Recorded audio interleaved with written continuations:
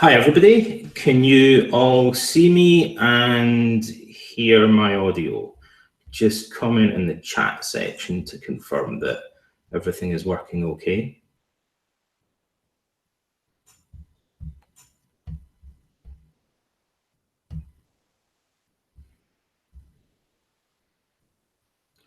Cool, awesome.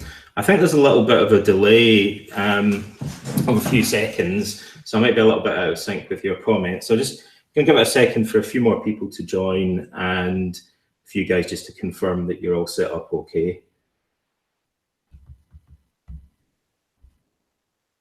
Yeah, audio and video good. Okay, cool. Well, welcome everybody to the Modern Stoicism YouTube channel.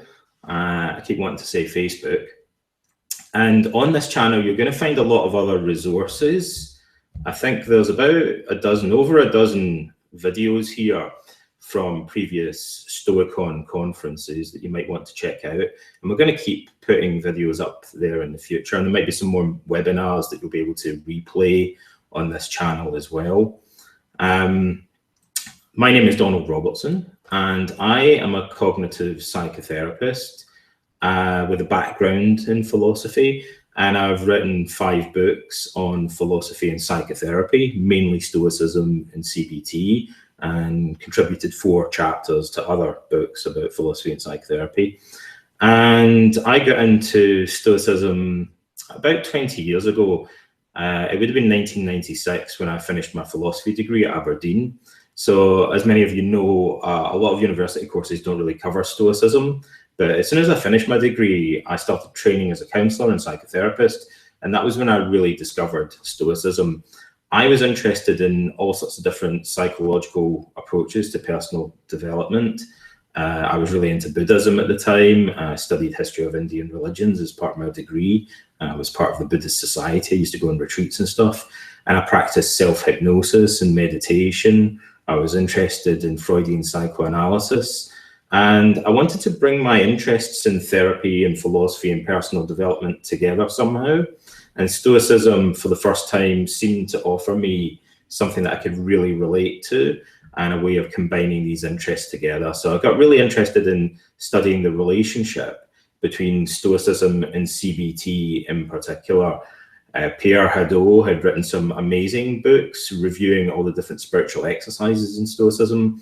And I immediately realized that a lot of those were virtually identical to techniques that we used in cognitive therapy. So I ended up being invited to write a book after a few years giving talks and writing journal articles and stuff. I wrote a book called The Philosophy of CBT that's all about the relationship between those spiritual exercises and modern cognitive psychotherapy. So that's a little bit about my background. I guess the other thing I should say is I'm one of the founding members of the Modern Stoicism team. And you guys still getting the video? Hang on, I'm a little bit out of sync with the chat. Cool. Along with there's a bunch of other academics, philosophers and psychologists on that team. It was founded by Professor Chris Gill of Exeter University about 5 or 6 years ago now. And we are responsible for running the StoiCon conference and for Stoic Week and for Stoic Mindfulness and Resilience training. Thanks for letting me know it's working, by the way, because I've got a bit of a lag. So I just want to make sure, and there's some things in the control room that aren't working as they should.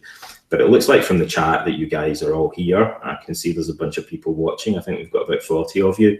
So do you guys want to just introduce yourself briefly in the chat area? And I'll have a look at that. I'll pause for a minute just to see what you're saying.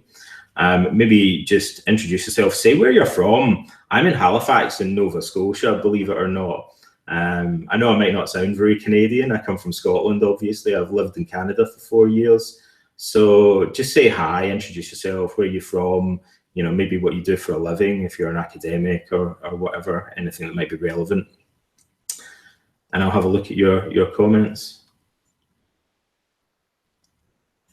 in a couple of seconds when we catch up. Thanks, Stuart. That's helpful, like, because it's kind of playing up a little bit on me, but it looks like it's working for you guys. So that's the main thing.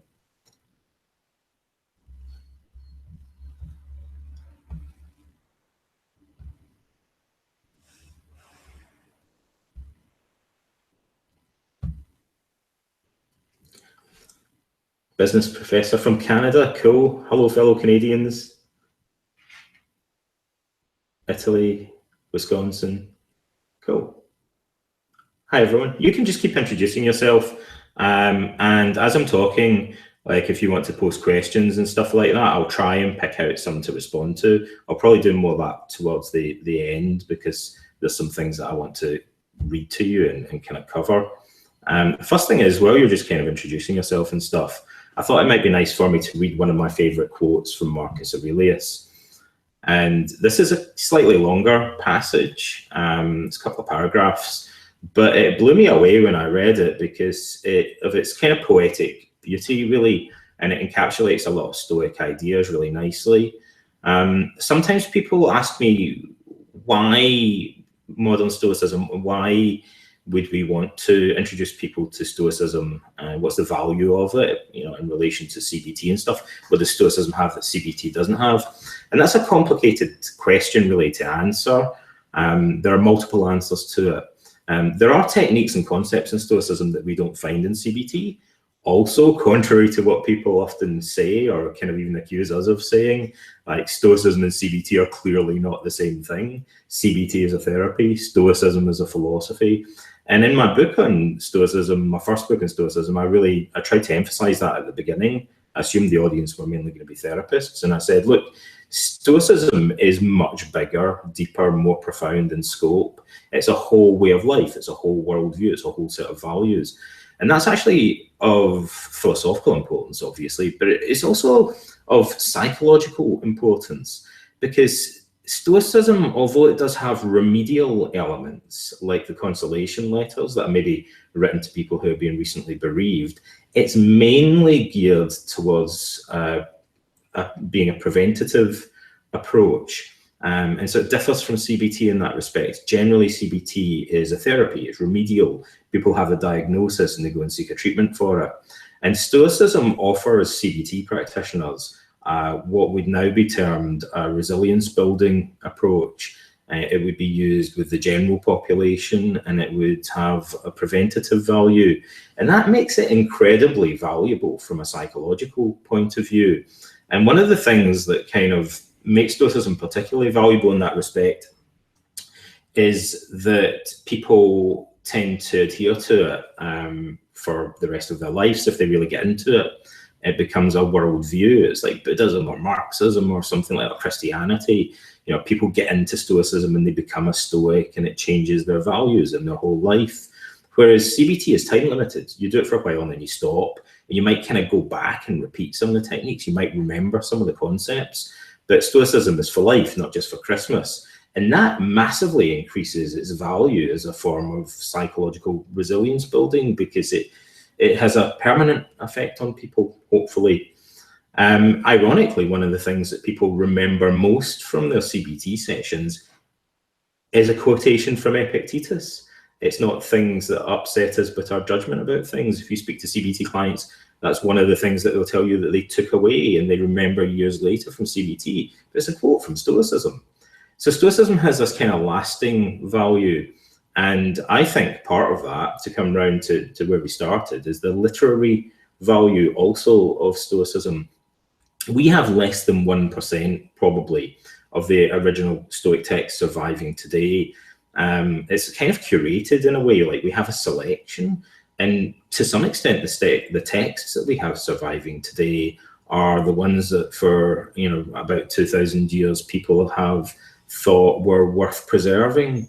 Seneca in particular is one of the finest writers of antiquity. Marcus Aurelius, in a very different style, like spent his youth studying rhetoric. He's a great writer. And even Epictetus writes in a very powerful way, even though his use of language is much simpler. So they're very different styles of writing, but very valuable, very memorable. And the Stoics have this aphoristic style, a laconic style as well, which strangely is very suited to the modern world, because they often communicated their ideas in memorable sound bites. And that's because they thought that to be of psychological value, you had to be able to encapsulate ideas concisely so that people could memorize those and recall them in the face of adversity. So I think the literary beauty of Stoicism is one of the things that actually lends it value as a form of resilience building, because people are more likely to remember Stoic books, to engage with them more deeply. There is no modern CBT literature that has anything like the literary value of reading Seneca or Marcus Aurelius. You know, I mean, there are some good books in CBT, but it's not like reading Shakespeare or something like that. Stoicism is like if you were to read a CBT self-help book that was written by Shakespeare, for example. So this is a quote that I like. I thought I'd read it to you guys just to kind of start things off. Marcus writes to himself, "The duration of a man's life is merely a small point in time. The substance of it is ever flowing away, the sense obscure, and the whole composition of the body tending to decay. His soul is a restless vortex. Good fortune is uncertain, and fame is unreliable. In a word, as a rushing stream, so are all things belonging to the body. As a dream or as a vapor are all those things that belong to the soul. Life is warfare, and the sojourn in a foreign land. Reputation after life is nothing more than oblivion. What is it then that will guide man? One thing alone, philosophy, the love of wisdom. And philosophy consists in this: for a man to preserve that inner genius or divine spark which is within him from violence and injuries, and above all from harmful pains or pleasures. Never to do anything either without purpose or falsely or hypocritically, regardless of the actions or inaction of others. To contentedly embrace all things that happen to him as coming from the same source from whom he himself also came, and above all things with humility and calm cheerfulness to anticipate death as being nothing else but the dissolution of those elements of which every living being is composed. And if the elements themselves suffer nothing by this their perpetual conversion of one into another, that dissolution and alteration which is so common to them all, why should it be feared by any man? Is this not according to nature? But nothing that is according to nature can be evil." The Meditations of Marcus Aurelius. Okay, so I'll have another look at the comments you guys have been posting. Like I said, there's a little bit of a lag. So Greg's here. Hi, Greg. I'm going to give you a plug in a minute. How close is my lifestyle to what I consider as being an ideal Stoic life? Pretty far removed. Like, it would be kind of pretty un-Stoic of me and pretty presumptuous to say that I was living an ideal Stoic life. Even the ancient Stoics didn't claim that they were. I'll come back to that in a little bit, though, and say, you know, I'm happy to talk about how I try to implement Stoicism in my own life. I don't talk about that very much, but like, I'm happy if people want to ask me about that. I was going to say a little bit more about what we do, including Greg, who's here. You guys, if you have questions, like you can put some questions in just now, but it's probably easier for me to answer them if you leave them a little bit towards the end, and then I'm probably more likely to see them. So the main thing I wanted to talk about today is what modern Stoicism does, and in particular to talk about Stoic Mindfulness and Resilience training, which begins on 16th of July, although you can enroll now. And because I'm like super organized, there's a link at the top of the chat thread, which I think you can still access. And if not, I'll post that link again so everybody, you know, knows where to go if they want to enroll. We have like over 700 people have enrolled on it now. I think there's usually between 700 and 1,000 people do SMRT or SMRT, as I like to call it. And Stoic Week, we had 3,400 people do, so that's a bigger thing because Stoic Week is a shorter course. It's a bit easier for people to do. So I'm going to talk a little bit about SMRT in a bit. But before that, I'm going to talk about some of the other things that we do. So let me just check in with you guys briefly and see how many people we've got.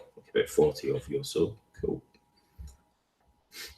Okay, so later on this year, on the 14th of October in Toronto, we are having StoiCon, which is our main international annual conference on Stoicism. And we've been running that for 4 or 5 years. It started off in London because Modern Stoicism, our team, our organisation, originated in the UK, the University of Exeter. And then we decided we were going to move it around the world. And so last year it was in New York City, and this year it's come to Canada. So hi again, Canadians. Stoicism is coming to visit you. StoiCon's coming to Toronto. And we've got spaces for about 380 people. So it's kind of growing a little bit each year. It looks like we're probably going to sell out. The tickets have been on sale for a while. It looks like we're going to be full. So we've got a lineup of speakers this year. In particular, I tried to get speakers that most of you will hopefully recognize, because most of them are authors of well-known books on Stoicism, or other people that you would probably know from the field of Stoicism today. So we've got that conference, which I'm organising on the 14th of October, and you're all welcome to come along to that. I'd love to meet you there. And the day after it, we have StoiCon X Toronto. Now, StoiCon X is something that sort of evolved a little bit over time, where we encourage people all around the world to do spin-off events, smaller events and conferences. And we're doing one in Toronto as well, because people wanted the option to go to an added or an extra event on the Sunday. So on October the 15th, on the Sunday following StoiCon, we're having a smaller event, probably capacity for 100 people. Again, we expect that to sell out. And we're having for the first time lightning talks, which I think should be hosted by Zeus. But they're going to give you the opportunity to do lightning presentations of about 5 minutes or 10 minutes, and anybody can volunteer, and you can get up and you can talk about Stoicism. And then after 5 minutes, we'll kind of buzz you off or whatever, and the next speaker will go straight on. So we're going to have a whole bunch of those. And there's going to also be some presentations and workshops at both of those things. I'll be speaking at both events. I'm organising both of them. So I'd encourage you to look into those. If you want information about any of these things, just go to the Modern Stoicism website, which Greg is responsible for running the Stoicism Today blog on. And the web address is just modernstoicism.com, all one word, modernstoicism.com. So you'll find out about StoiCon there, and also Toronto StoiCon X. And I think shortly you'll see more information appearing there about StoiCon X events in other countries and other parts of the world, including, I think, John Sellers maybe is organising one in London. Maybe Greg can confirm that. I heard a rumour. So we'll see more things. Somebody contacted me today about a StoiCon X event that's happening in Australia, in Brisbane. So they're popping up everywhere. It's the future. Stoicism, it's the future. Ancient philosophy is the future. The Stoicism Today blog I mentioned, I checked yesterday and I've already forgotten, but I think there's about 400 articles or something on there. And Greg Sadler is the editor of that. And that's just on the same website. You guys should all go and read it. People ask me, where should you begin? What should you read first if you want to learn about Stoicism? And I often think about books like William Irvin's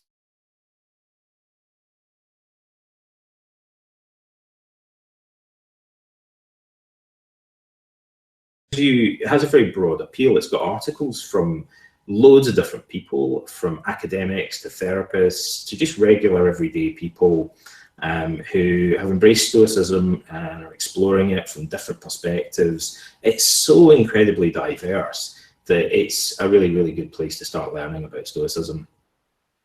And then in addition to that, another good place to start learning about Stoicism is Stoic Week, which I am responsible for running that. I do the e-learning stuff.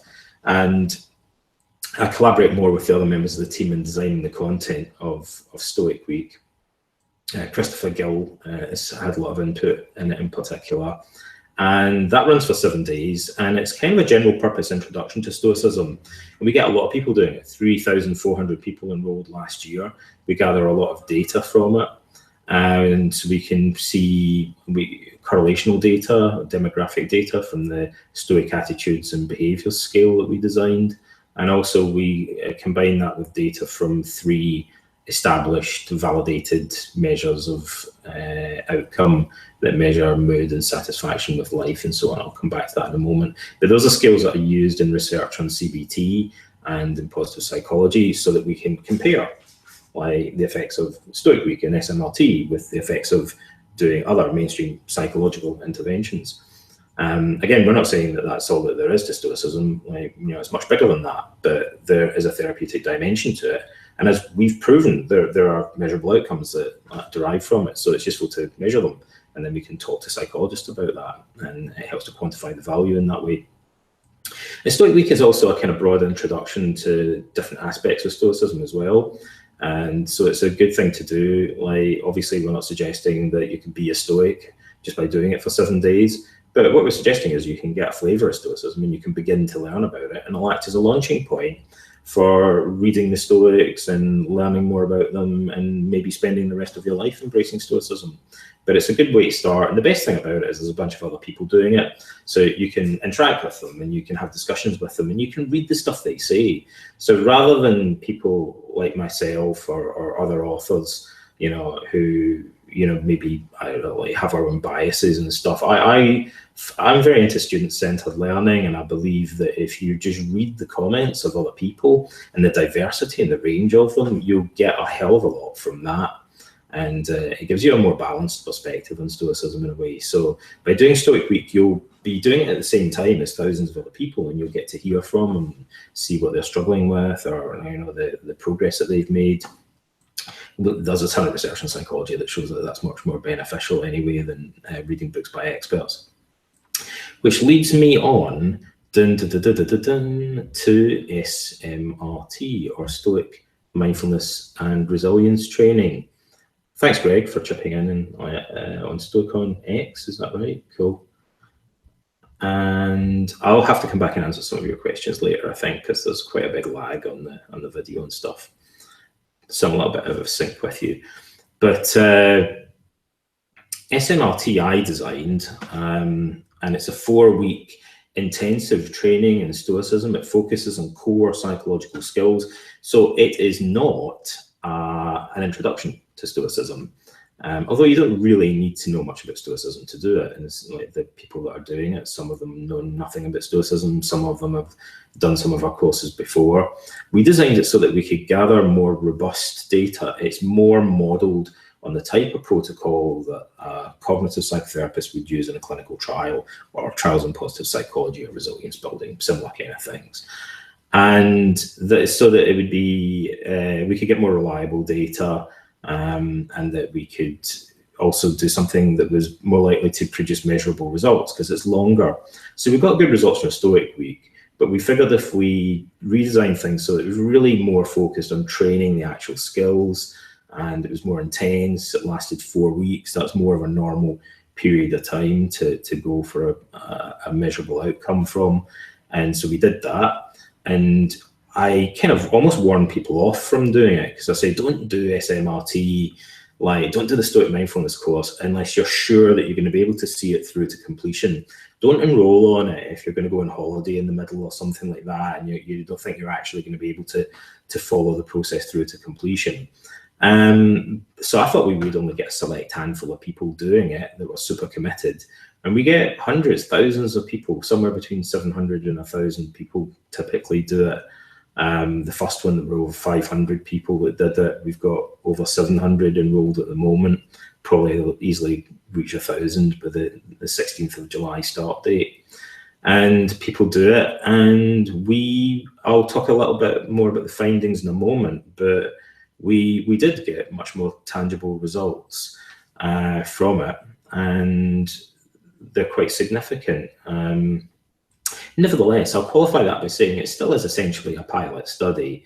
It just gives us encouragement that it's worth doing a much more rigorously controlled study on the same protocol, or maybe a slightly tweaked version of it. So in the future, we'll probably look at doing a controlled trial. Maybe we'll compare Stoic SMRT against a waiting list control, which would be the normal thing to do, Or, you know, what I think would be cool is if we compared it against people using Epicureanism. I think that would get us a lot of publicity on the internet. A lot of interest would be generated from a study that compares the benefits of Stoicism to living like an Epicurean. So what does it actually look like, this training course? I'm going to just go over it briefly. I'm hoping that we're going to be able to do webinars a bit like this. This is a pilot webinar. I wasn't even sure if the video would work and stuff, or what glitches we'd encounter. So I want to get your feedback on the audio quality and the video quality, and then, you know, we need to kind of work around the lag and stuff. But hopefully, for the first time, we're going to do similar webinars presented by me, possibly by some other people, maybe one a week, to help people get through SMRT, give them a bit of encouragement. We know live interaction increases engagement and motivation, right? So it's a good thing to do. And so this is our kind of test run of that. And those weekly sessions will probably just kind of do a review of what the week consists in and help keep everyone on track. Do a little bit of troubleshooting, some hints and tips for the stuff that's been covered in that week. So today I'm going to do a bit more of a broad overview, and you guys are watching it live. Some people will be replaying this afterwards. You know, I guess it goes with the preliminary section of SMRT. So there's a section that people can access as soon as they enroll. And it's kind of background information that helps them to prepare for doing the whole 4-week protocol. And hopefully this video will become part of that as well, and people will be able to watch it. We'll give them a little bit of encouragement. So the sections broadly divide up as follows. There's a preliminary section which you guys are either in at the moment, or hopefully after this video will go and enroll in. And there's a bit of reading and stuff to do there just to get you prepared. And then there are 4 weeks, and each week, every day, you're working on Stoicism, applying it to your daily life, learning psychological skills, and it's a different topic and different exercises for each week. So whereas Stoic Week has a different exercise that you do each day, here each of the exercises you're doing for 7 days, so there's more opportunity to actually develop psychological skills and habits, and also those techniques that we're doing here build on each other cumulatively more. So over the course of the 4 weeks, you'll be actually building up mental muscles, like, and working in the same areas, and working in different aspects of them perhaps, but by the end of it you'll feel as if you've made some tangible progress, I hope. And certainly that's what people report. We were kind of relieved, pleased to find out that when we got feedback from people, they were like, yeah, we managed to do this. Some people kind of sneered at the idea, and they were like, no one's going to be able to do this, it's too much hard work, you know. And then several thousand people did it and filled out the forums and gave us feedback and told us, yeah, I managed to do it, I was able to fit it into my daily life. I think it probably takes roughly 20 or 30 minutes a day. It's not that big of an ask, and people certainly told us that they were able to do it. And we had actually a very low attrition rate for this course compared to other similar things. So, you know, I'm kind of confident that you guys can see it through to completion. So the 4 sections, week 1 is called Orientation and Preparation, and it's a little bit more generic. It focuses mainly on cultivating self-awareness in the present moment, and a kind of detached scientific perspective towards things, which is loosely based on Stoic physics. So it's a more of a general preparation in the first week. Again, the theme is mindfulness and focus on the here and now. Week 2, the focus is Stoic virtues, and like particularly what it means to engage in what therapists call valued living or virtued living. And monitoring how consistently you're living in accord with virtue, reflecting on the meaning of your virtues. So I'm kind of unabashedly drawing on a psychological approach there that's called values clarification, for any of you who might be interested. It's been around since the 1970s, and then it's seen a big renaissance, a resurgence in interest recently with acceptance and commitment therapy. But it fits in very nicely to Stoicism because we don't have to tell people what virtues they should follow. It's more about encouraging them to reflect Socratically, philosophically, on the meaning of virtue, and comparing that to what the Stoics say, and then trying to be more consistent and living in accord with virtue themselves. So it's more of a student-centered approach to living virtuously, which is kind of how we have to approach it, really. So week 2, Stoic virtues. Week 3, Stoic mindfulness. So this goes much deeper into the concept of mindfulness than week 1 did. And it really focuses on the idea of psychological distancing or cognitive distance. Therapists would call that diffusion, verbal diffusion. But it's a bit of a tricky concept. You'll understand when you go into that section what it means, though. It's explained very clearly. It's a fundamental cognitive skill that's related to mindfulness that we're going to be focusing on there. And one of the cool things about the Stoics is that they talk about it very clearly, particularly Epictetus. He says when you experience a troubling impression, you should say to yourself, you're merely an impression and not at all the thing that you claim to represent. That's cognitive distancing. And there are other examples of that in the Stoic literature. It's often not commented on because it's a slippery concept, and modern cognitive therapists are very familiar with it, but maybe academics and philosophers and classicists would be less familiar with the psychological concept and the importance of it. But we're going to be looking at it in depth. We're going to do a deep dive into cognitive distancing in Stoicism. And week 4 is called Stoic Resilience, and it focuses on ways to maintain your well-being in the long term. And again, because we are interested in the value of Stoicism for long-term resilience building, and so we're looking at skills there that are used to anticipate future setbacks and maintain improvement over the longer term. And I'll talk about those in a moment, but the focus is on what Bill Irvin calls negative visualization, or which I prefer to call it premeditation of adversity. But it's one of the most popular aspects of Stoicism, and so you guys are going to get to look at that in a little bit of detail in that section. Sometimes therapists call that doing emotional fire drills, like preparing yourself for future setbacks. Obviously, that has to be part of maintaining long-term improvement. And then we've got some specific daily exercises that you're going to be doing that go with each of those 4 weeks. The first one is practicing mindfulness skills in the present moment. In week 2, you're going to do an exercise that involves meditating or contemplating the idea of virtue. Week 3, you're going to focus on cognitive distancing exercises. Week 4 actually is about the skill that you're going to use throughout the day is called rapid frequent mindfulness. And it goes from taking the mindfulness exercise to be a sort of from being a kind of seated meditation that you do for like 5, 10, 20 minutes, to being something that you're trying to repeatedly do in lots of different situations throughout the day. Again, this is drawing on a large body of literature that goes back about 50 years in psychological research, in behavior therapy and cognitive therapy, that gives us some ideas about how we need to structure skills training for it to be effective. So you learn a skill and then you learn ways to abbreviate it and apply it across a wider range of situations. That's called generalization, sometimes by psychologists. So you want to make it into a more general purpose skill that's more pervasive. There's also self-monitoring exercises that go with each of the weeks. Week 1, you're going to be keeping a tally of unhealthy emotions and desires. So you're going to be doing a fairly standard, very, very simple self-monitoring technique, just practicing mindfulness, observing your thoughts and feelings, and just simply making a note.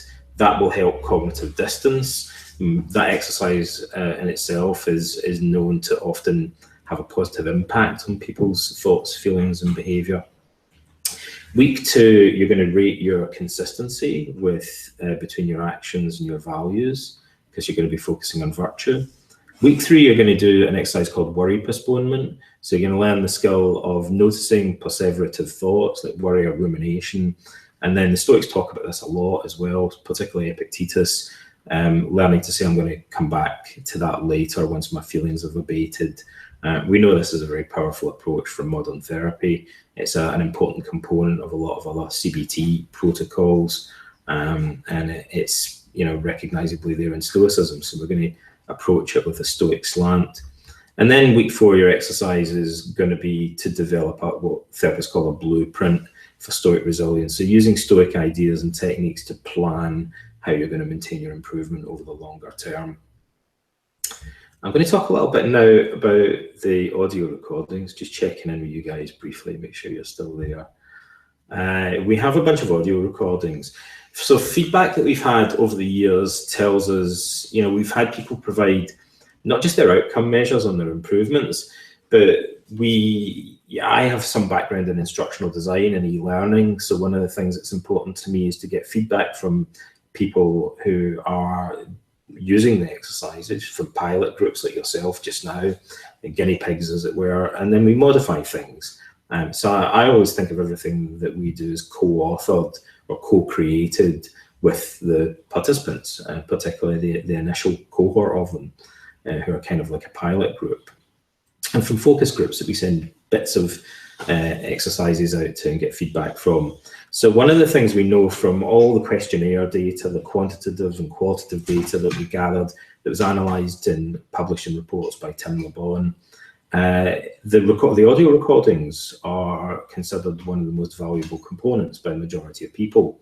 That's no surprise to me, because I've used audio recordings for many years in CBT-based online training, and usually people say they find the audio recordings really easy to do, and it helps to get them to do something practical, more so than if they're just reading stuff or watching videos.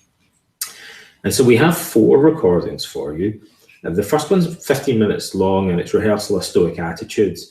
And this was a tricky one for me. I wasn't really sure how people would feel about it, but we thought we'd do it and we'd send it out and get feedback on it. And so I recorded it. It's just a lot of Stoic doctrines and ideas. And it says, like if you're really into Stoicism, just imagine that you're really absorbing those ideas and identifying with the attitudes. And if you're not, then just listen to it from a sort of detached perspective and give yourself an opportunity to, contemplate what's being said and think about it in a slightly more detached way, if you like.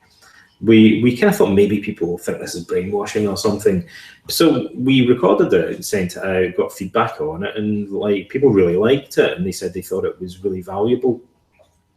So that's the first exercise. And it's an opportunity to really, for 15 minutes every day, become absorbed in the sort of attitudes that would contribute towards a Stoic way of life. In the second week, we have a very short recording, a 4-minute recording of the morning meditation. And the second week is about Stoic virtues. So that's about preparing for the day ahead and preparing to live in accord, in this case, with your own conception of virtue and reflecting on what that means. And then the third week, which is more about mindfulness and distancing, we have the evening meditation, which is another very familiar part of Stoicism. Seneca and Epictetus both refer to this, and it's an opportunity. It's a 6-minute recording. It just encourages you to reflect on how your day went and to evaluate how consistently you were living in accord with virtue, like how well you applied your Stoic skills that you're learning and so on. And then in the fourth week, we have a longer recording. It's 15 minutes. And it's mindfulness and premeditation of adversity. So it's more training in mindfulness, but also then applying that, because we're building up cumulative skills, applying that mindfulness to imaginal exposure, as we call it in therapy, or the rehearsal of future events. And so we ask people to do that kind of cautiously. We don't want you to imagine something that's going to be overwhelming for you, but really to get the knack of it and understand the skill. Baby steps often are useful to begin with, and especially you're just doing stuff online. So pick something that you find mildly stressful or frustrating, and then you can listen to it guided through that recording, and it'll give you an opportunity to apply mindfulness skills and Stoic attitudes to it. So that's an overview of SMRT and what it consists in. And I wanted just to pause for a minute then and see if you guys have any comments or questions about anything that you've heard so far. Now that I've talked a little bit about what SMRT consists in, and then I'm going to talk a little bit about the research findings briefly, and we'll do a longer question and answer session at the end. So I know you're lagging behind me a little bit. if you want to say, what is it that you're hoping to get from this course, if you're planning to do it, from Stoic Mindfulness and Resilience training, or if you've got any questions about it that you'd like me to answer, just type them in the live chat section on the screen and I will answer them after a 10 seconds or whatever it is delay maybe. While you're doing that, I'm going to have a look at some of the previous sections. The name of the intro book that I suggested, usually I recommend Bill Irvin's A Guide to the Good Life. I don't agree with everything in that book in terms of how it understands Stoicism and interprets it, but I think it's like probably the best introduction that's out there. It's a really nice book. It's really readable, so I always recommend it to people. But I would recommend reading the Stoicism Today blog and doing Stoic Week as well as introductions. How to introduce Stoicism to children? What age to start? Yeah, get them young. Yeah, it's a tricky one. There's a lot of things in Stoicism that you probably wouldn't do with small children. But if you're a Stoic, if you really believe in Stoicism, then it's going to affect your parenting. And so, you know, like throughout your life and throughout your child's life, Stoicism is going to influence things, but probably in an indirect way. I mean, a lot of Stoics would say the main thing is to role model behavior to your child, and that's really the best way to teach them. I wouldn't sit down, you know, a 5-year-old and get them to do the contemplation of death or something like that. But you know, there's things that are obviously going to seem inappropriate, but role model Stoic attitudes to your children. My little girl is 6 years old and she loves Greek mythology. She loves Greek philosophy. She likes Socrates and Diogenes the Cynic. And that's because I've told her lots of stories. So she would ask me questions and I'd tell her about Socrates. I'd tell her how he started off as a stonemason. I'd tell her that he used to ask people lots of questions and then he'd pretend that he didn't know anything. And that's how he became wise. And I told her stories about Diogenes the Cynic and stuff. So she's picked up a lot of ideas about Socratic philosophy and Stoicism just from me telling her stories. And if anyone's interested, I typed those up for Poppy and I put them all on my blog, which is just donaldrobertson.name. And you can read them there. Like there's 4, I think, stories that I've written for kids. Recommendations for reading regarding value clarification. The best thing is, first of all, to read the section, obviously in SMRT. There are a number of ACT books that go into values clarification. Ones that are aimed at clients or therapists. I'd need to think or go back and check which would be the best introduction. I'll have a think about that and I'll post one that's got a good introductory explanation, because off the top of my head, I can't remember where it would be best explained. But acceptance and commitment therapy, behavioral activation, values clarification is an important part of a treatment called behavioral activation as well. But where I learned a lot about it was from reading clinical textbooks, which might not be, you know, of as much interest to other people. So I'll have a think about self-help books on ACT that might explain it better. How do you feel about the criticism that modern Stoicism has been usurped by self-help gurus like Irvin and Holiday and others whose descriptions vary considerably from the ancient Stoic doctrines? Is that I guess maybe it's a criticism. I don't think it's that common a criticism, actually. You know, maybe you'll tell me that I'm wrong about that. Somebody was talking about that today. I don't think that criticism was aimed at Bill Irvin, though. I'm not even sure it was aimed at Ryan Holiday.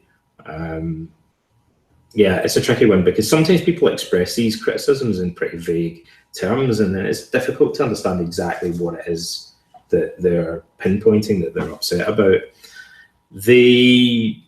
There are lots of popular accounts of Stoicism. I mean, I see all the blog articles and posts, and literally over the last 2 months or so, I've seen a big growth and stuff that's appearing online about Stoicism. And, you know, like some of it is not very good. Like there are people writing about Stoicism that I think like self-evidently haven't really read much. You know, often people will read one book and then they'll kind of write blog articles or like, you know, do other stuff on a subject. You know, that's not specific to Stoicism, that's life in general. It happens with CBT and things as well. And if they read a book that's not fantastic to begin with, then you kind of get the blind leading the blind, and you get blog articles and stuff appearing that are just full of misrepresentations, unintentionally so. But, you know, sometimes people rush into publishing things before they've really spent much time studying a subject. And I suppose Stoicism is a victim of its own success in that way. I suppose what we can say is that hopefully, you know, a lot of people who are interested in Stoicism and read these popular books and articles will delve deeper into it themselves anyway. I'd be surprised if they didn't go and read Marcus Aurelius. And actually in our Stoic Greek literature, I think in SMRT as well, we make a point of emphasizing to people that we think they should go and read Marcus Aurelius and Epictetus, and then maybe Seneca, and like go to the original source and delve into it much deeper. There is a big black ferocious beast wandering around just behind you. That's, I'm hoping that's Mookie, my dog. Somebody earlier said that they thought she might be a cynic philosopher. And I said, I'm pretty sure that she's actually more of an Epicurean. Yeah. Any particular translations of Marcus Aurelius and Epictetus? I've got a pretty clunky grasp of ancient Greek, so I tend to read the Loeb edition with the Greek in it because it's parallel text, and so I find that more helpful. So in terms of recommending translations to other people, though, there are two types of translation. There are ones that are done for readability, and there are ones that are intended to be more literal. And so the most readable translation of Marcus Aurelius is the Gregory Hayes one, which is beautifully written, but it's not probably the most literal translation. So in terms of scholarship, it's not quite as helpful if you're really trying to study the meaning behind the text, but it's, you know, it's fantastically written. And in terms of Epictetus, I'm not sure really which translation off the top of my head I would favor. I tend to use multiple translations, like I say, and go back to the original. But the Epictetus, that's actually much easier because his Greek is very simple. And Robin Hard, like edition of Marcus Aurelius, is very good as well. That's true. Okay, so I'm just going to say a little bit more about the research on SMRT. I think we've got people to fill out the SABS form just because they like doing it. How weird is that? Some people kind of were a bit funny about the idea of gathering data. It's all anonymous though. Like we process it and publish it anonymously. The weird thing we found was that after we'd finished gathering the data, when we reran the course, people are like, where's the SABS form? I really like doing SABS. And we're like, well, we don't really need your data this time around. We're not processing it this time. We may again in the future. But people wanted to fill the form out, so we tend to allow them to do that. I think Tim wants to gather more data again this year, and he's going to kind of process it differently or use different forms or something. And like I say, in the future, we'll maybe take this protocol and get researchers to do more controlled outcome studies on it. But what we found before, we had 500 people in 2014 do SABs and do the SMRT. So some of the things that we found were there's a satisfaction with life scale. There was a 27% improvement in that after 4 weeks. We don't have long-term follow-up data. Actually, I think that's one of the things that Tim is keen on doing, like 6-month or 12-month follow-ups, which would be important, obviously, for resilience training. So that's what I think the biggest result, the biggest impact on the different measures was on measures of satisfaction with life, which kind of isn't surprising because Stoicism encourages acceptance, although I don't think that SMRT makes that the main focus. It's more focused on mindfulness and the dichotomy of control. Like, that's really the key thing. Another thing I should say about SMRT, I don't think this really came through in the way I was describing it earlier, but when we were planning it, we thought we need to pick a subset of Stoicism. So we need to pick something that looks like it's probably going to be of psychological benefit, that can be to some extent done on its own without having to understand the whole philosophy, that psychologists will understand and that people will enjoy doing, and it needs to be recognizably Stoic. Some people suggested other ways of doing it, and I thought that just looks like it's a CBT protocol and we're calling it Stoicism, and so we hunted around and went, what's kind of more uniquely Stoic and recognizably Stoic? And the obvious answer was the dichotomy of control, or the Stoic fork, distinguishing between things that are up to us and things that are not.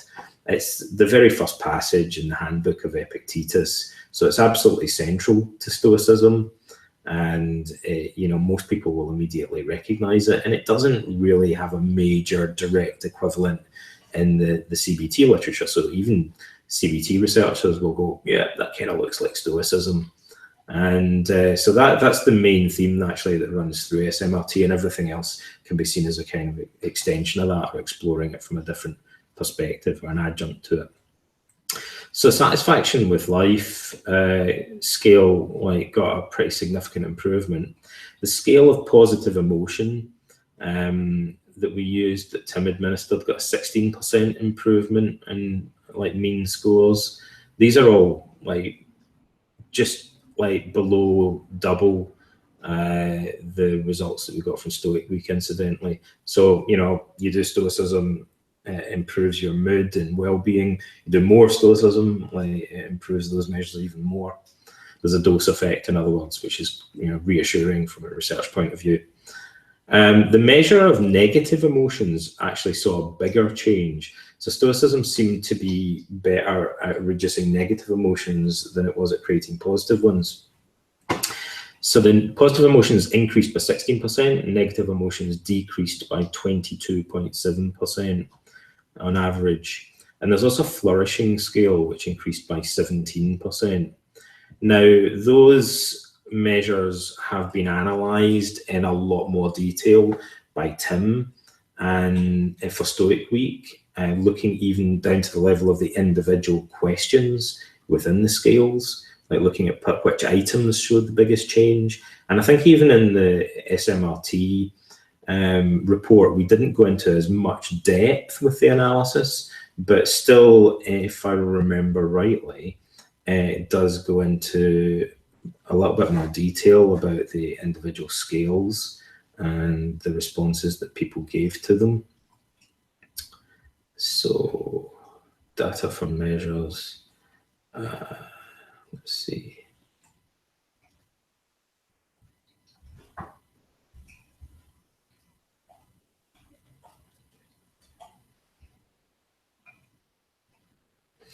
For example, the emotions that increased most, using the positive and negative emotion scales, the positive emotions that increased most were feelings of being that were described as positive and contented.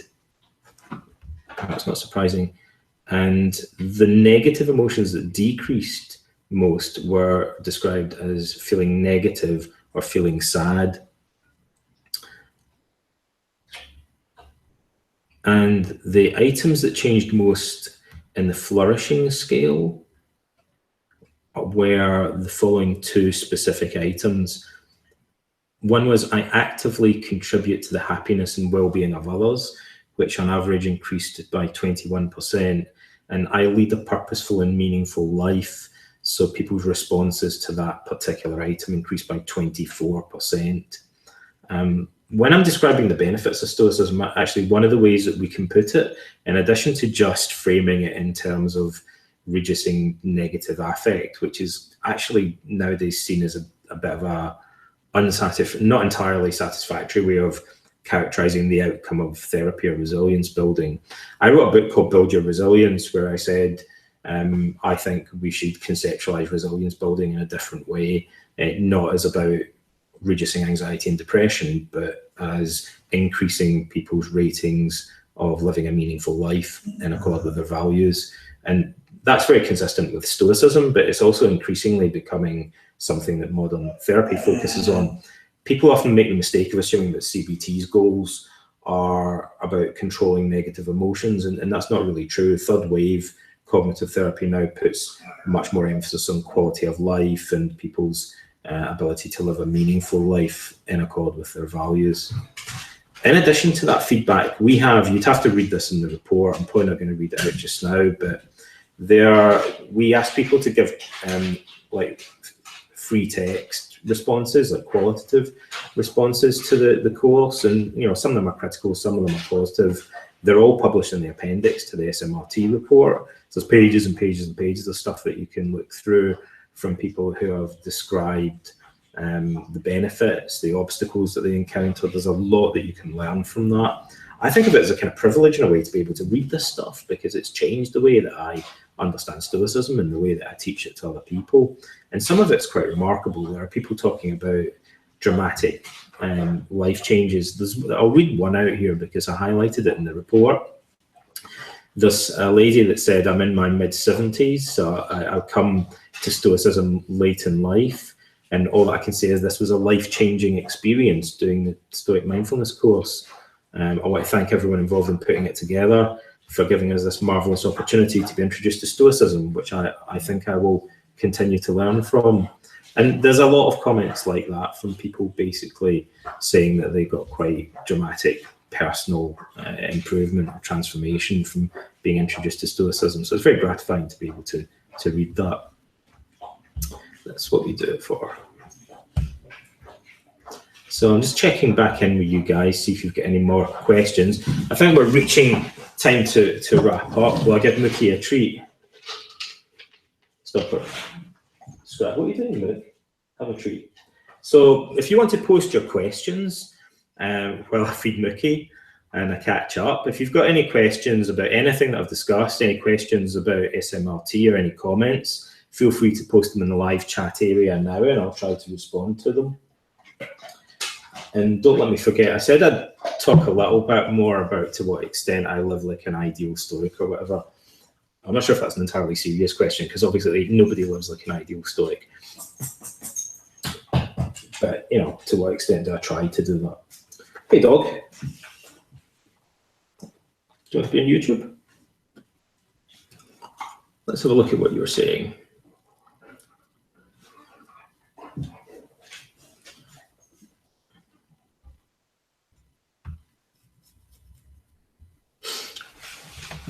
I've read your comments on the value. Sean Lyons says, I've read your comments on the value of a secular perspective in modern Stoicism, but others seem to feel strongly that it must include providence. That's true, fact. Do you think this is a fundamental rift? Kind of. It's a weird thing because it's entirely one-sided in the following sense. Nobody in our modern Stoicism community has ever said, you can't be religious. Our conferences involve people who are into Stoic theology and religion. Our definition of modern Stoicism is just, people that are into Stoicism that haven't been dead for over 400 years. Whether you're agnostic or atheist, or, whether you're a Christian or a Muslim, or you worship Zeus or whatever, I couldn't care less. You can still be part of you can sit on our porch, you can be part of our community. But some of the people that are really into the religious stuff seem to kind of feel that they want to separate themselves from the rest of the community, which I think is a shame. We don't want them to view things as a rift, and I'd like to see that being bridged. Although I have to say, it's only a subset of the people that are really into the religious perspective that feel that way. And I think the vast majority of the people who are into Stoic theology or religion are, and they're quite a diverse bunch actually, the majority of them I think are perfectly happy to, sit around the same table with atheists and agnostics, it seems to me.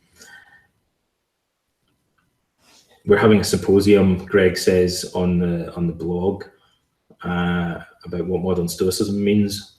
Yeah, Catching the last few minutes now. Approximately how much time per day do you need to plan in order to do the SMRT? Thank you, Donald. The recordings take from 15 minutes to like 4 minutes, or from 4 minutes to 15 minutes, 15, 20 minutes, is it something like that? And then I guess the reading might take you like 15, 20 minutes. But then you only have to do that on the first day of the week. So the actual exercises and stuff, I think, probably take less than half an hour a day. But some people, we did survey this once, I think, for Stoic Week, and what we found was that some people said they spent like 5 minutes per day on the exercises, and some people said they spent over an hour. So individuals seem to vary a lot. With SMRT, I think it's probably going to be a bit more consistent. I would think it's 20 to 30 minutes. But I should say that on the first day, on the Sunday, you need to obviously read that part of the manual. So that might take you another like half hour or so on top of that.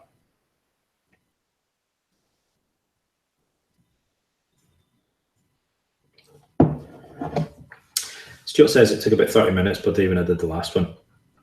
Yeah, I'm glad that that's confirmed. I'm not just making the numbers up. What's a good next step, says Corey. After having read the Meditations by Marcus and the Discourses, I'd say if you're reading the classics, like the next thing would be to read Seneca. Just read the moral letters to Lucilius, and then read some of the modern books. But mainly, I'd just go with Seneca. He's pretty readable, really, and especially if you've already enjoyed Marcus. Here's a little tip for you. I kind of want to throw in stuff that might not be obvious as well, because I think most of you guys, a lot of you are completely new to Stoicism, and then some of you have kind of been there and done that, and you know a little bit more about it. So hopefully there's some things that I've touched on that might add to your knowledge of Stoicism, the psychological exercises. You'll get a lot more than that from doing the SMRT, though. It goes into things in a lot more depth. But in terms of reading, there are a bunch of things that I would recommend. Keith Seddon's book, Stoic Serenity, is a great introduction, and it's not very widely read. So I would definitely read that. And there's a book called The Philosophical Regimen by the third Earl of Shaftesbury, and hardly anyone reads it. John Sellers is really into it. And it's one of the best books on Stoicism. It was written in the 17th century. And so you've got to be kind of down with the prose, the period language. But the Earl of Shaftesbury wanted to write a journal like the Meditations, and he was a great scholar of Greek classics. So he had a really deep understanding of Epictetus and Marcus Aurelius in the original Greek. And then he wrote his own version of Marcus's Meditations, like his own journal. And it's awesome. It doubles as another great Stoic text, but also a great commentary on the ancient Greek texts, I would say. So that's something that I don't often see recommended, but it's a text that I like to point people towards.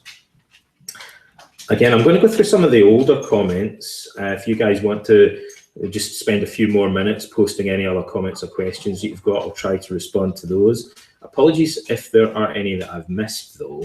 There might be ones in the stream. If I have, I'll try and go back and respond to them later. Mookie? Well, I feed my dog. So one of the questions someone raised was about to what extent you live like an ideal Stoic. One of the reasons I like Stoicism is that it's dead against guru worship and stuff. Like the Epicureans and the Pythagoreans set their founders up as guru figures. Epicurus supposedly told his followers they had to celebrate his birthday every year, carry around pictures of him, memorize his teachings verbatim. And the Stoics seem to have adopted a completely opposing attitude. None of them claimed to be a perfect sage. They seem to have made a point of that. Even Zeno and Chrysippus didn't say that. And I suspect that Seneca says he's not like a physician. He says to Lucilius, don't think of me like a physician or an expert. Think of me as like the guy, the patient in the bed next to you in hospital who's just been in therapy for a bit longer. and he's kind of describing what's worked and what hasn't for him, and how far his treatment is going. Like, so we're all fallible, and like, you know, I'm not claiming to be a guru, you know, but I've been doing this for a bit longer, and so like I'm just sharing my experience, is what Seneca says. And this is speculation on my part, but it wouldn't surprise me if that was an established part of Stoicism that goes back to the founders of Stoicism as well, maybe, or maybe it's just Seneca. But that's how I like to think about it. And so I wouldn't present myself as living an ideal Stoic life in any way, but I was really into CBT, and I wanted to take bits of that and turn them more into philosophy of life. And so Stoicism helped to do that, and it gave me something much, much more than that. And, you know, so I try to constantly remind myself what my moral values are throughout the day, and to reflect on the meaning of them. I use most of the Stoic practices daily. I have a cold shower every morning. I fast every Sunday. I try to, you know, encourage myself to develop some degree of self-discipline and endurance in life. I try to help other people, which is an important part of Stoicism. I try to pursue outward goals with the reserve clause in mind, so that I'm not overly attached to the outcome. Each night I review my day and reflect on what I can learn from it. And I use the view from above, like, you know, fairly regularly. I find it quite an enjoyable technique, and it fascinates me as well. So all these little psychological exercises have become part of my lifestyle, if you like. And but more than that, Stoicism isn't just a bunch of exercises. It's a set of moral values, and I try to reflect on the meaning of those values and live in accord with them. So there you go. I've never really answered that question in detail before, but I kind of don't like to in a way, but it does get asked periodically, so I've decided to answer it today. Okay, I think some of you guys are bailing on me, so maybe it's time to go. I'll just see if there's any other final questions. Epictetus has a sense of humour with some of his writings. Does the course cover what's appropriate or not? Did Epictetus ever pull a prank on a buddy? Can't see that happening somehow. There were Stoic comedians. Perseus was a satirist, and Chrysippus apparently told a lot of jokes. Supposedly he died laughing at one of his own jokes about a donkey. So there is humour in ancient Stoicism, but it's not part of the course.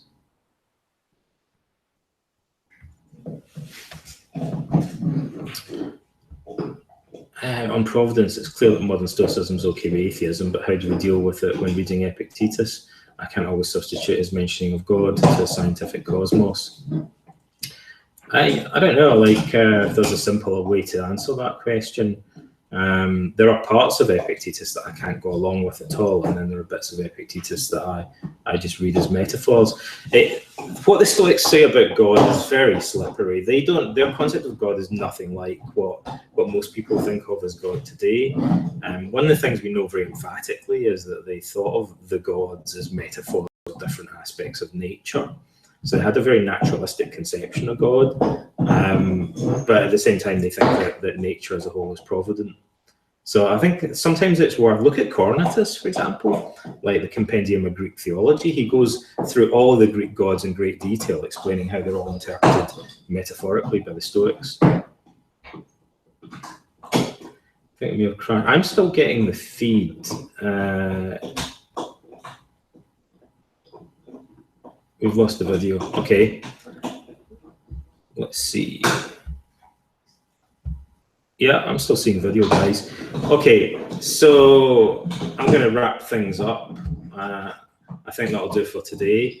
Like I say, I'll have a look at the rest of the comments and maybe add some stuff in the live feed.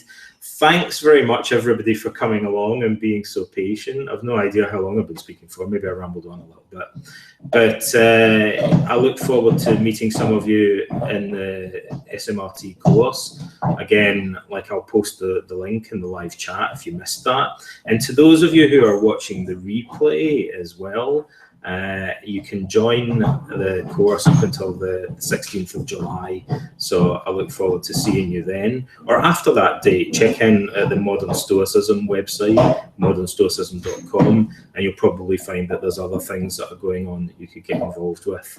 So let's conclude for today. It's goodbye from me and goodbye from Mookie Dog, and I look forward, like I say, to chatting to some of you guys about Stoicism again in the future. Bye-bye.